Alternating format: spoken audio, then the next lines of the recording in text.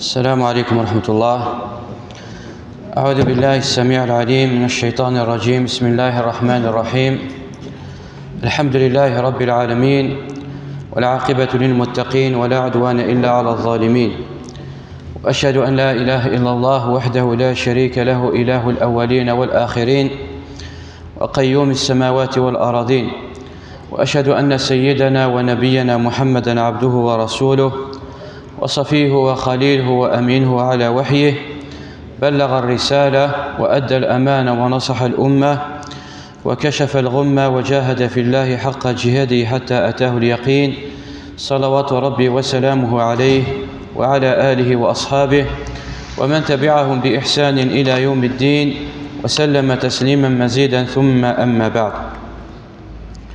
إذن الآية ثانكرت وشغل حبس قدر سعدان هو قوله عز وجل: واذكر عبدنا داود ذا الأيدي إنه أواب.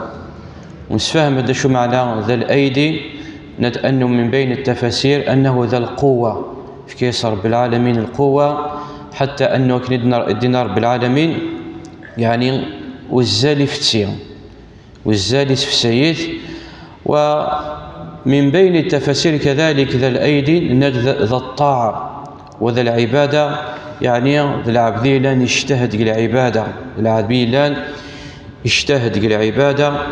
إنه أواب يعني رجع إلى الله عز وجل، يتكثير بالاستغفار، يتكثير بالتسبيح. ولكل من كثر بالاستغفار يقال له أواب. كل يوم يتكثر بالاستغفار يقال له رجل أواب، كثير الرجوع إلى الله عز وجل، كثير الاستغفار. النبي محمد عليه الصلاة والسلام قال: يا أيها الناس توبوا إلى الله واستغفروه فإني أتوب في اليوم، قال رواية 70 مرة، قال رواية 100 مرة. فداود عليه السلام إنه أواب، ذر قزيلان يتكثير الاستغفار، أواب رجاع إلى الله عز وجل.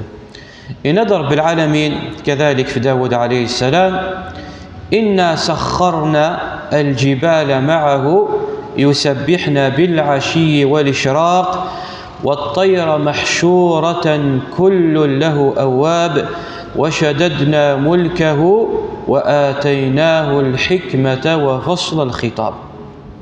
نظر بالعالمين في داود عليه السلام: إنا سخرنا الجبال معه. يسخر رب العالمين داود عليه السلام إذ يورار.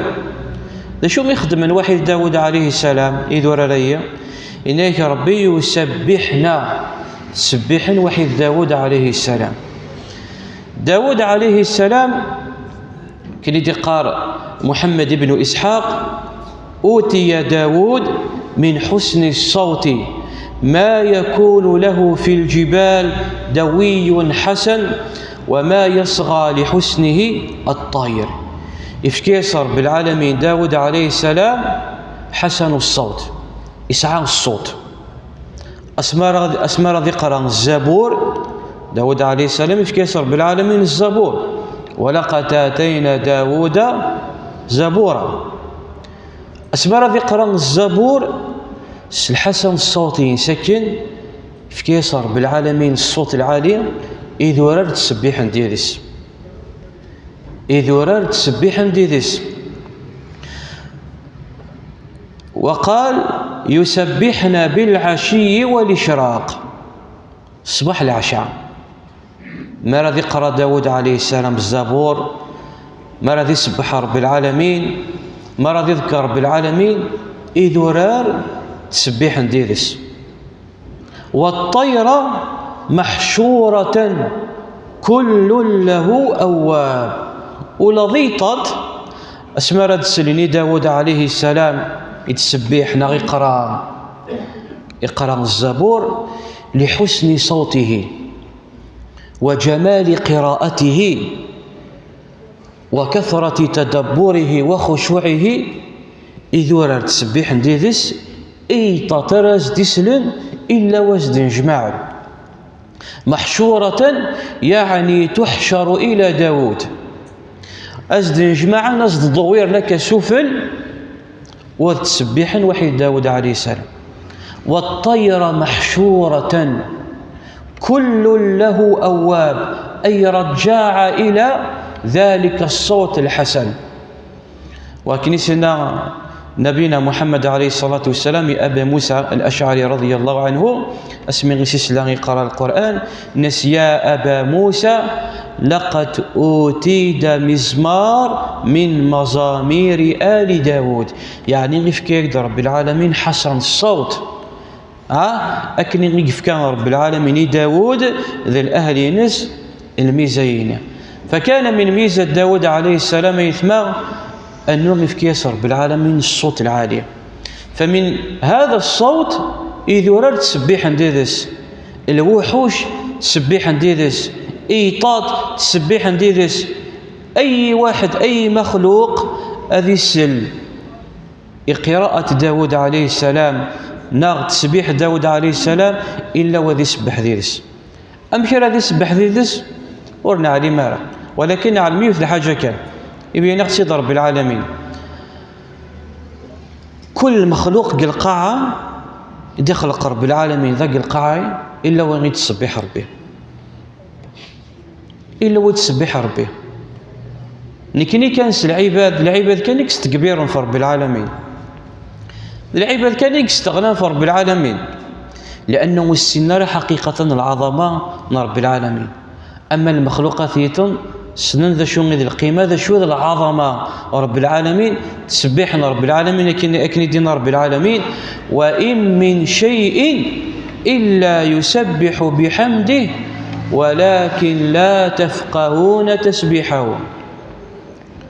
إذا ورد تسبيح البحور تسبيح نوان تسبيح نينا نقل الكون مرة تسبيح ذي ثرى ذي التيج ذايور ذي المخلوقات الشجور ذي الحشيش ليلا عند المخلوق ذي إلا منك رب العالمين. وإن من شيء ذاك الدنيا ذاك القاعة إلا وغي تسبيح ربي. يعني كانوا نورس الخبر إيوا شو إناد رب العالمين ولكن لا تفقهون تسبيحهم. أم كي تسبح ربي ضربي كان يعلم ونفقهها، ولكن ربي غير خبراغط أنه أين ذاك القاعة إلا وغي تسبح رب العالمين. إذن الميزة يغيسيفك رب العالمين داود عليه السلام إنا سخرنا الجبال معه يسبحن معه الصباح العشاء. ذكرنا رب العالمين إذا الصباح العشاء. والطير محشورة أدن جماعة ذي سكاية الضوير تسوف لايس والسبيحة وحيد داود عليه السلام. شك مرة تسبيح ينس إلا ودنا جماعنا غرس السبحان والقران الذكرنا ربي وحيد داود عليه السلام. محشورة كل له أواب. مع ذي نظر بالعالمين في داود عليه السلام وشددنا ملكه وآتيناه الحكمة وفصل الخطاب. بني إسرائيل إلا استعمريث تجبر عليهم يون الطاغية مسخر جالوت يتكبر في اللسن.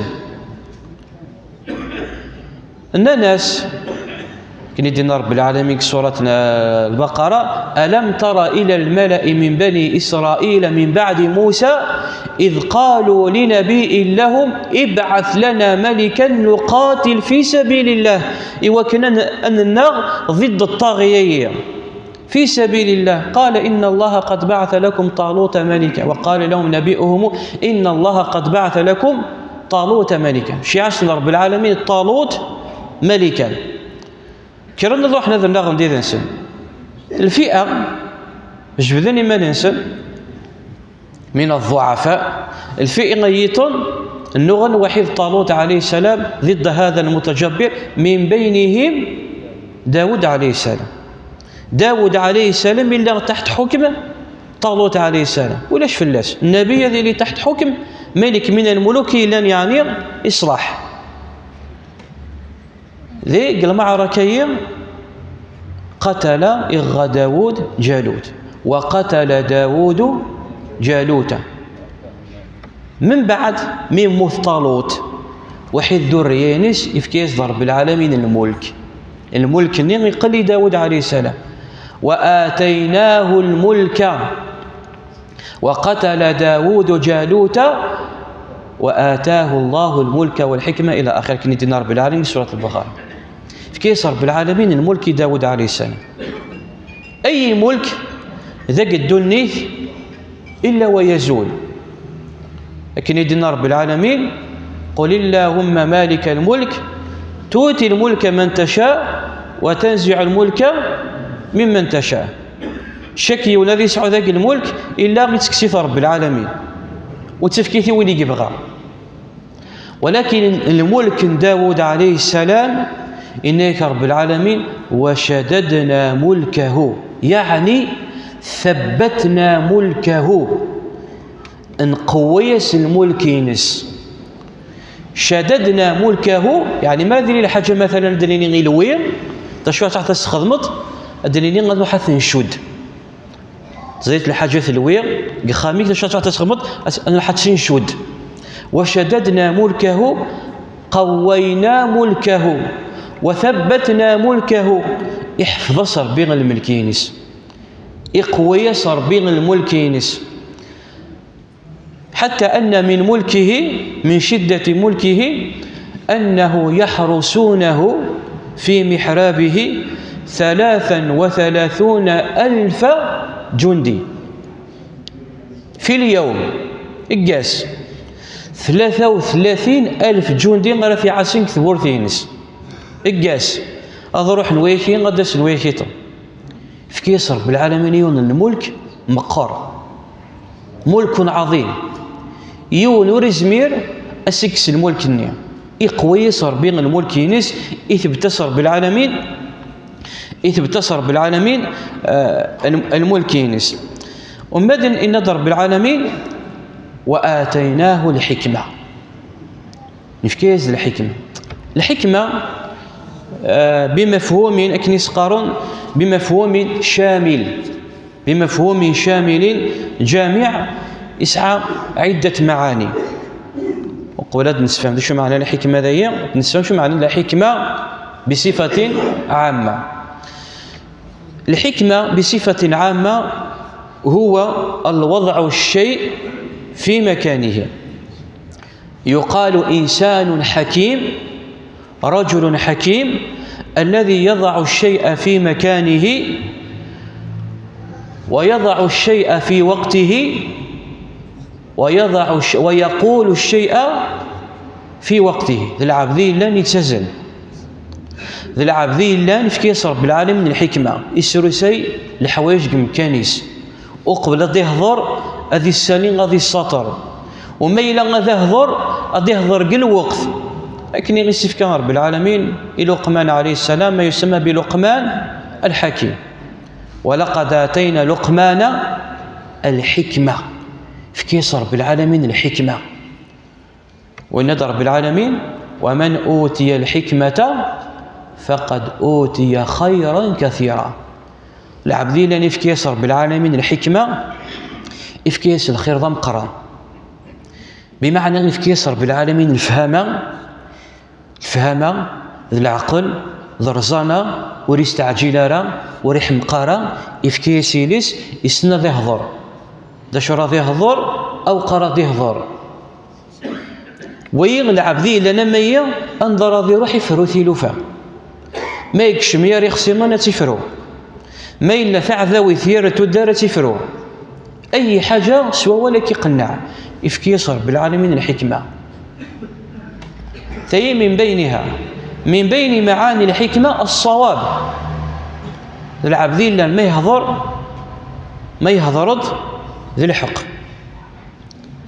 يوفقي رب العالمين يهضر دانا قال في ذيت يتوفقي ربي على الصواب يستنتقي ربي على الحق. لكن يسنقارن كني روح كي يستنتقر به الحق يستنتقي ربي الحق ما ينقيم ديال تجمع مثلا رينيو ثلاث الراي مثلا ثلاث الحاجه مثلا كذا درت نيا ما الا غير في كذا الراي يستنتقي ربي على الحق قبل ان العباد مره الرئيس ذا هو العالم يدي تسافي.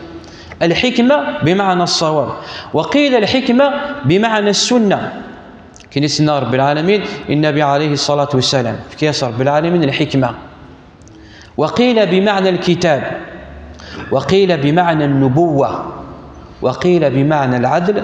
ثي شي مرة كيس انت رب العالمين داود عليه السلام وآتيناك الحكمة في كيس النبوة نبي، في كيس الكتاب وآتينا داود زبورا. ذي العبدي لا نحكم سل العدل، ذي العبدي لا نفهم، ذي العبدي لا نسعى الفتنة، ذي العبدي لا نرزم. أكني غدينا رب العالمين سي الحكمة يسيف كان رب العالمين ذي النبوة ذي الكتابية ذي الفهمية ذي الرزانية ذي الفتنة ذي الميزة مرة إني وفصل الخطاب. وآتيناه الحكمة وفصل الخطاب. شو معنى فصل الخطاب؟ فصل الخطاب قيل أنه إصابة القضاء وقطع الخصام. داود عليه السلام معروف أنه تسن ويش نغيلا الخصومة سعان الخصومة أدسنا غوص لوكنا يحكم ويرسم. إذ كيس رب العالمين الفصل في القضاء ميلا يحكم ثم ثذين يحكم صواب المعاني كلا كيد نيختو لك غادي نحقا غورنصا. فمن بينها إصابة القضاء وقطع الخصام ببيان شافع قاطع. ميلا ثلان الخصومة يرسين سنهضر وان يقنع سنين ولي فرو ثالث ذين. وقيل بمعنى فصل الخطاب يفصل بين الحق والباطل. يتفصل يتزيس رب العالمين ير الحق والباطل ميلا مسنسد يمخصمون. وقيل القطع بأما بعد الحمدلله. وقيل أول من قال أما بعد هو داود عليه السلام. بعد الحمدلله بعد الخطاب بعد بردي بدو غمسلاي أذي حمد ربي أديني أما بعد يعني يجزم ويسقان الفصل يجزم يرى الخطاب ذينا أراد يستبع من بعد. وقيل بمعنى فصل الخطاب عدم كثرة الكلام في القضاء. يعني ما يناموس نسد سين إمخصمون إواكنا ذي حكم ويرسل أريد طويلة يرى مسلاي ماشي ذي العبذي لان يعني غير كثير الهضور. ذي العبذي لان أديني أول سين كنيس نقاري كني نستقبيليت أول سين كرسين دقيقة غادي يفرو ثالوث ماشي ذي العبذي لان يدوير كنيس قاري دويري ثماذاغ وريد دوير راه غير ثماذاغ تنسى كني نسعى ثي دوري ثماذاغ ثي مرات يسوي مثلا كيسقسي اللي بغا كيسقسي مثلا ديني والله حوايج غمكان الفلاني وسطيني مكان الفلاني الدوره ثم زوار خاطين الدوره ويس ثلاث خاطين الدوره ويس ثلاثه خاطين وما تصفت الفيراج ومع الفيراج تصفت اللاتور ومع يعني غادي تدورتيك الا كان شتا بالك غادي تدورت مره غير بقايت باش السواري تمكان العبدي لا نيس يفكايا سوال السين كرسينا كي يروح السغدي تصلح تمكان ليه. وقيل بمعنى فصل الكتاب يعني الفهم في الفصل بالقضاء جملت مرة هي شيئين. العبدي لا نفكي رب العالمين الحكمة يحكم سل العدل يفرثي لوفا أكا وريت كثير راجل هضرة وما إلا وسن سيني خصيمون يفرو يسد الخصومون سن وتستعرفيني سنين سن يورزي سن وريت سفا وسي قرار ويتفكي ترى الحق أكا أذن.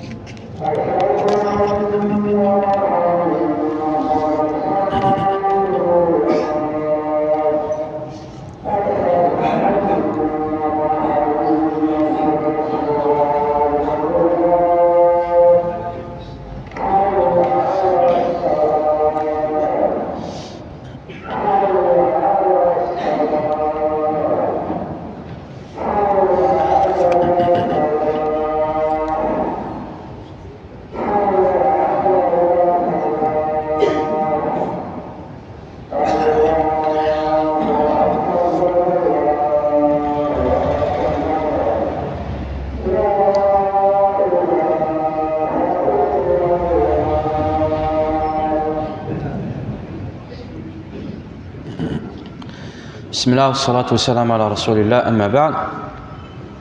وقيل معنى قوله وشددنا ملكه وآتيناه الحكمة وفصل الخطاب أنه يون ورقاز من بني إسرائيل وسدى غور داود عليه السلام إوا كنا زدش كثير، وإن كان يثمان فقسطية هي من الإسرائيليات، وأكثر القصص في داود عليه السلام هي من الإسرائيليات إكلين سنتور سحانطرة، بل من القصص يثمان من بني إسرائيل يهضرون في داود عليه السلام يقصغلين القيمة داود عليه السلام يقصغلين القيمة النبية ورسحانطرة مرة ثقسيتين.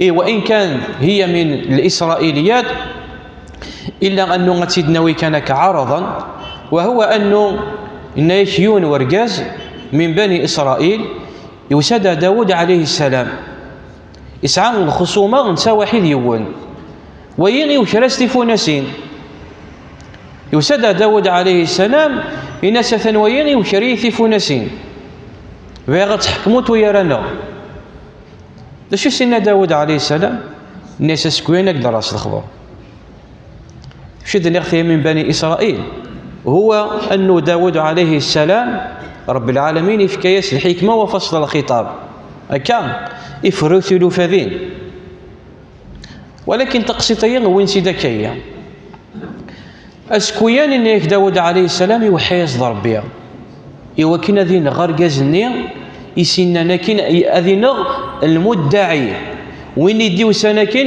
إن يسو ويشريث فونسين أسكوين صباح ميديو سنة غورس يوكنا ذي حكمو يا رسل إناسي لقد صوانغط إناسي وشو ناس وسعدي وكنا ذا ويغ الحقي شكثا غيدا غورش وكنا تحكمتو يرى نقص الحق ويغي وشريثي فونا سنينو وغيسعى الحق يعلم يسعى المغض سعيت الحق ويو شركتي فونا سنينك يعلم المغض سعيت الحق، ولكن ربي يحكم في الله أنه غتسوانغط يوشو أرقازية زيغن زيش أزد فيرماطية إغام باباس نوايا وشرن تيفونا سينية تشوف المنوغ إذ القاتل يغانو يتيفونا سينية وثوفنا راه يعدم الوقت مس نويا يغاويين وشرس تيفونا سين نويا ثورا اسمي غيدي وسان وكنا نحكم نويا راسل الناس ثاني وكي ضرب بها كناس نقال كناس قبايلي يوكي ضرب بها سيفاسنيش وقبل أن نطبق الحكمين نويا يشوي كرن تيفونا سينيا ثورا نطبق نقل الحكم مزوار طغيت باباس نويا ولا شيء متشوانا هي على كل حال عرضا كانت تساوي ذاك هي من بني إسرائيل يدي تبين أنه بني إسرائيل من بعد مثل تقسيطيين أمشي يعني يحجم يودس الخبر أنه ذويزي غنيقغان باب نويا قلن تقاذل فغيث بتصر بالعالمين لحكمين وشددنا ملكه وآتيناه الحكمة وفصل الخطاب. ومن بعد النظر بالعالمين وهل أتاك نبأ الخصم إذ تسوروا المحراب إذ دخلوا على داود ففزع منهم قالوا لا تخف خصمان بغى بعضنا على بعض فاحكم بيننا بالحق ولا تشطط واهدنا إلى سواء الصراط. إنك رب العالمين وهل أتاك نبأ الخصم يعني يهضر بذنبه ما يلغي يسير النبأ يعني الخبر نواشو الخصم سين مخصم تسوروا المحراب داود عليه السلام كان يغيد لنا 9 سنة تكتب ورثينس قال المحراب ينس 33,000 جندي 9 سنة قال المحراب ينس وشو كثير العبادة يشتغلش العبادة مليح وريت حوايج راين ديرونجمون ما إلا يسد ينافس قصير يلدياسن ثبورث ما إلا يبلع ثبورث ولاش ديرونجمون يون ورثي تشجع ديك شم يكتب ورثينس ويا شيء يساسد كشمل تسوروا المحراب تسوروا قيل من السور إلى عليا ولين السور نكشم ذا المحراب ينس بلا الإذن ينس تسوروا المحراب أي واحد تخيل شي ثورة قخاميش تقيم تقخاميش بدلك ديستوت بيونا ثبورتيش ثليتك نسقان السكينة الخشوع ثليت الصلاة ناخ ثليت كنسقان تطبير ديال الخلق رب العالمين كان يصوتيك ديون الطاخ سخلعتنا خاطر ففزع منهم حمشي ديك كشمن بلا الإذن ينس وبأي طريقة يدكشمن رب العالمين قد وأتوا البيوت سنسا من أبوابها وأتوا البيوت من أبوابها كشمنا سدس طريقا ففزع منهم يعني خوفا في خلاع طبيعا بنادم اسمين اللي زرانا كنس الحالة اللي يخلعك الناس مباشرة لا تخف خصمان بغى بعضنا على بعض يعني في كنز العذر ورتسجل أفنكني ذي خصيما نكني ذي خصيما نسعد نسعى الخصومة نبغى نختفروا سيد ويرى نفس الحق خصمان بغى بعضنا على بعض ذي خصيما يوني ثلم وايط بغى بعضنا على بعض فاحكم بيننا بالحق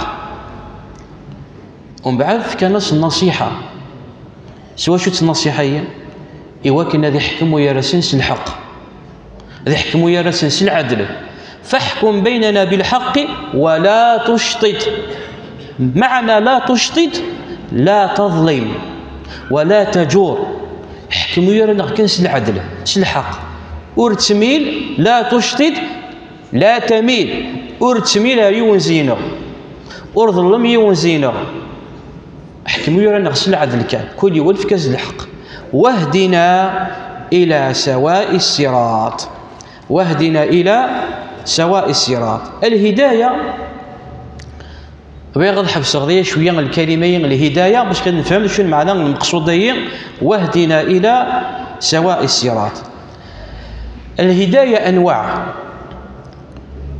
الهداية أنواع وأول أنواعها الهداية العامة ثلاث هداية عامة ثلاث هداية الرشاد ثلاث هداية التوفيق الهداية العامة فينا شوشو إجهذا رب العالمين لخليقين مرة يوله رب العالمين لخليقين مرة ضرب غير خدي خلقا وخذ عارة أكن غير دينا رب العالمين والذي قدر فهدى وكن دين رب العالمين الناس موسى عليه السلام فرعون الذي أعطى كل شيء خلقه ومن بعد فهدى رب العالمين يخلق الخليقين من بعدين دي خلق رب العالمين وهني ذي عارة مكتم عيش تنسنا مشارد عاشن مشارد الدول يولهيث رب العالمين بمعنى هدى يولهيث ربي مسقرا هداية إلهام الهداية إفكت رب العالمين المخلوقات مرة ذي العباد ضيطات أكن رد فكر بعض الأمثلة بعض قليل من بين الهداية للإنسان أمكن يفكر أمكن يهذا رب العالمين الطوفان أمكن يثيلهم من بعد الولادينس أذ يزل يذمرني مس وكنا ذي السوء يفكي من بعد ما رد أذيلا لتشرو واستفكي كنسقان تيماس أثي تسوي يذمرنيس وغادي تحفوا كان يذمرنيس بعد قليل تصف داينيسوس رب العالمين يثيولها يقرد ابن القيم الجوزية غفر رحمه ربي في كتابه شفاء العليل يذكرت أمورا عجيبة أمشي لهم رب العالمين المخلوقات ينس من بينها غادي يذكر تيزيزوا النحلة أمشي تسيلهم رب العالمين أمشي تهذا رب العالمين فتيزيزوي ثيثما يولهيت ربي وكنت تتخذ أميرا بينهم وتسعي شرع عشوائي لانت من بين الحيوانات تعيشن نظام عشوائي كل يوم تعيش مانيس إلا من بين الحيوانات إلا سعنت نظام جماعي تعيش انت كي جماعة فجماعة النية سعنت القائد. سبحان الله. سعنت القائد يونس داويثنت في زويثية سعنت الأمير إكس داون في زوا مرة دقة في النظام يوث الدقة يسنيفك رب العالمين النظام نكني بالك بالشعوبية غير المتحضرة ثورة حاليا وتسنسعارة دقة في النظام أمش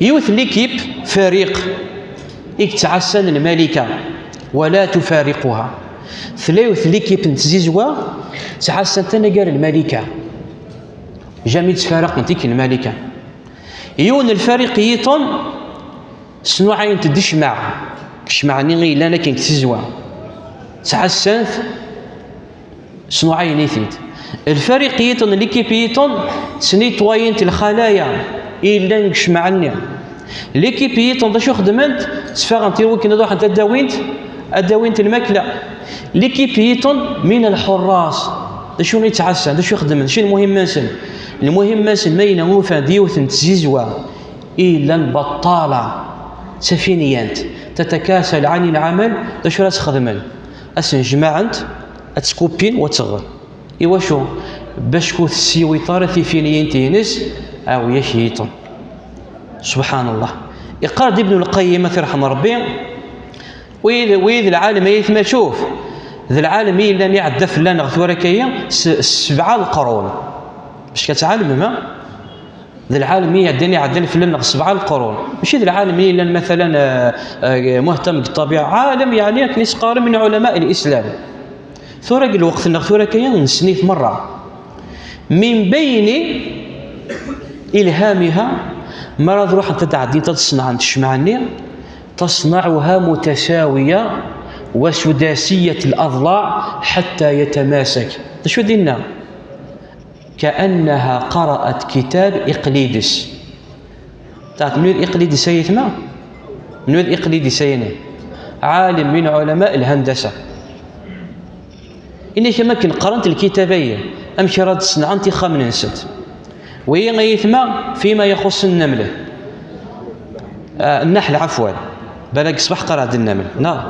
تزويتي نهضر ثورة غد الناس مثلا أو بعوش النظام ينس الداخلي أبعوش يتعيش كنيس قارن بلا قائد ولكن سعى النظام اجتماعي داخلي متكامل سعانك مسنقانك ثدوكلي ويا رسم من بين نظامها ومن بين إلهامها استفكار رب العالمين إذ قال ابن القيم الجوزية رحمه الله إن يش وهدايتها من أعجب شيء أمش ما تفغ ثبعوش تلقى خامس إوا كنا تروح تحوف القوثينس أتدخل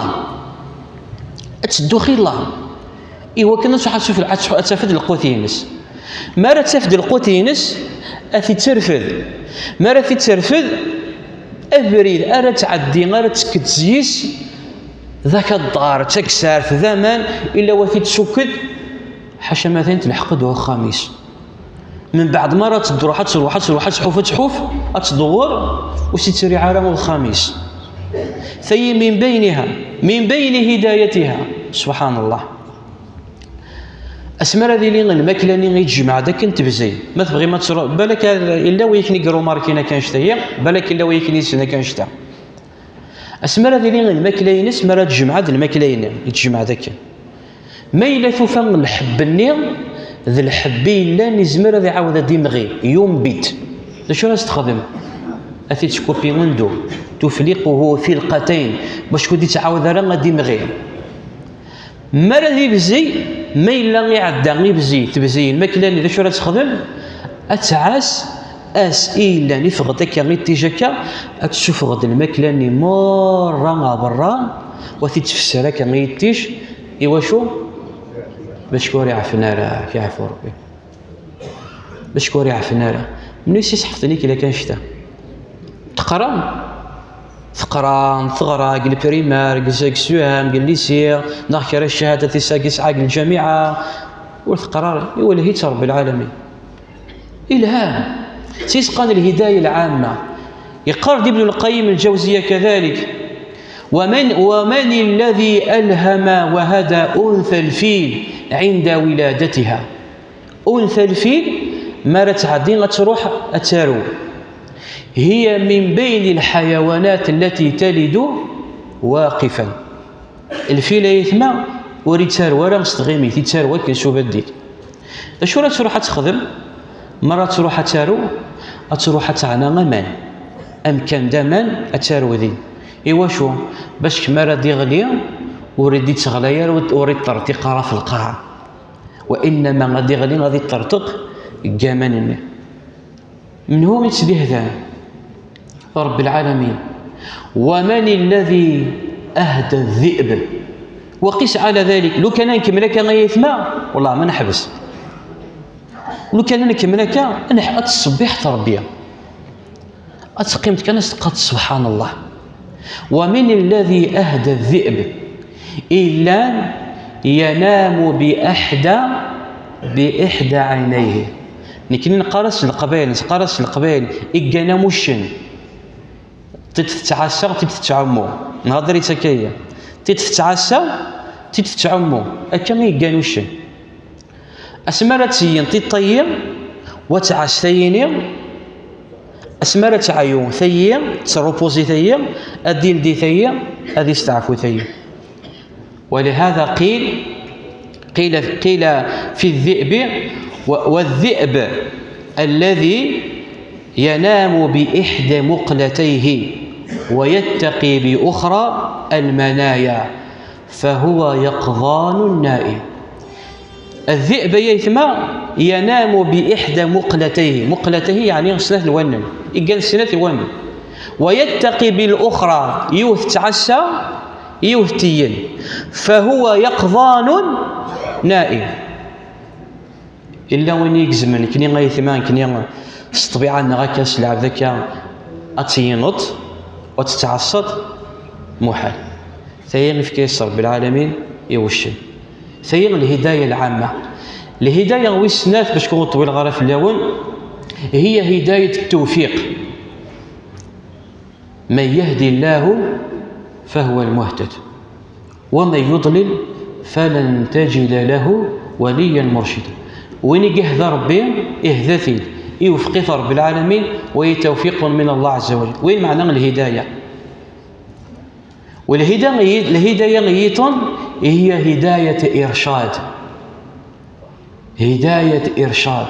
لكن يسنى رب العالمين النبي عليه الصلاة والسلام: وإنك لتهدي إلى صراط مستقيم. يعني تهدي ترشد تسويطط تبينطط تتصاويد روبري العالي. الهداية المقصود ذينا واهدنا إلى سواء الصراط يعني أرشدنا سوى الهغد والرياغد أويا روبري أبريد الصوان. ثم داود عليه السلام قدر سيديس دون إن شاء الله تبارك وتعالى أنظر أمشي يحكم ياري الخصم نيني وأمشي يثبتالي رب العالمين ذي وأي فتنة يثفتن رب العالمين. وإن كان كل القصص يتقارن علماء التفسير يدهضر في داود عليه السلام أرس حنطرة هي من الإسرائيليات أنا قرين يقدهضر رب العالمين بالقرآن الكريم. ولهذا حتى كثير من العلماء تفسيرية داود عليه السلام تقسيطية مروا عليها مرور الكرام، فمن بينها ابن كثير وريت نرى في اللاسكي كلمات يسيرات العلم عند الله عز وجل. إذا نكتفي بهذا القدر. أقول ما تسمعون أستغفر الله لي ولكم وأصلي وأسلم على نبينا محمد وعلى آله وصحبه أجمعين.